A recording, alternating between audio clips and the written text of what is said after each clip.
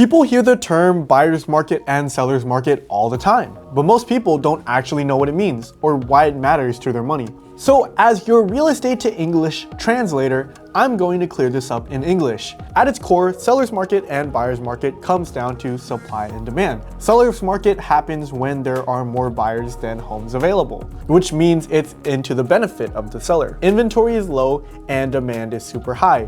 Competition drives everything.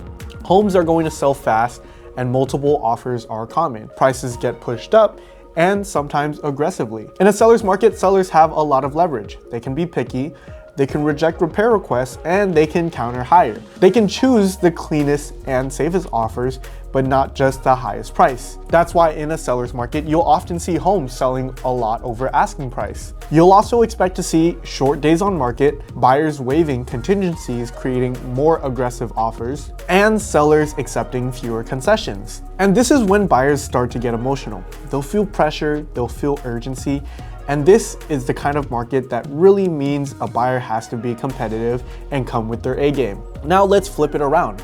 Buyer's market is pretty much the opposite. It's when there are more homes than buyers and inventory starts to build up.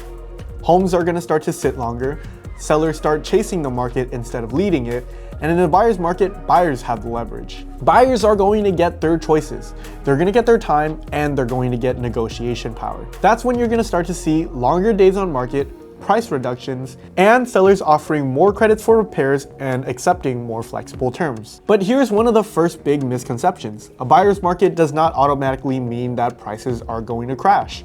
And a seller's market does not always mean that you should panic buy. Markets don't necessarily decide when you should buy, but instead strategy does. Here's another thing people miss. Markets are not a national thing. They actually could be hyper-local. You can have seller's market in one zip code and a buyer's market 5 minutes away. A great example of that will be the San Gabriel Valley, which I currently operate in. All of Los Angeles County is currently taking a hit and slowing down.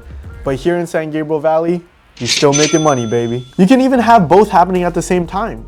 Starter homes might still be competitive and luxury homes might just be sitting. So when you see the headlines that the market is shifting, that tells you absolutely nothing. What actually matters is your price range, your location, and your timeline. Now let's talk about how buyers should actually operate in each market. In a seller's market, buyers should focus on strong, clean offers, tighter deadlines, certainty, and credibility. This is where preparation and communication wins deals. Being pre-approved definitely matters. Understanding your max payments also matter. And knowing when to walk away from a deal always matters. You don't win a seller's market by being reckless. You win by being strategic and doing your due diligence. Now, when you're in a buyer's market, the playbook does change. Buyers should focus a little bit more on negotiation, value, and patience. This is where buyers could definitely ask for more reasonable repairs. This is where you can negotiate on prices. And this is where you protect yourself instead of rushing. But there's always a part that a lot of people tend to ignore. A buyer's market only rewards prepared buyers, not the hesitant ones. The people who win are the ones who understand their numbers. They also know what they want and they know when the right opportunity shows up. And the buyers who end up losing in this market are the ones who are waiting for the perfect bottom, because the perfect moment isn't in obvious hindsight. They're so focused on getting a better deal that they haven't seen the good one right in front of them, and it's invisible in real time. On the flip side, a buyer's market punishes unprepared buyers.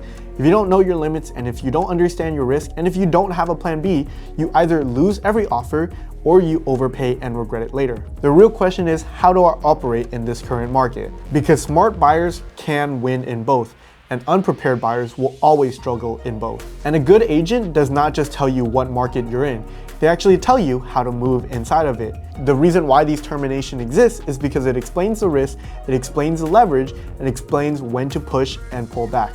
If you're buying this year, don't chase headlines and do not chase fear.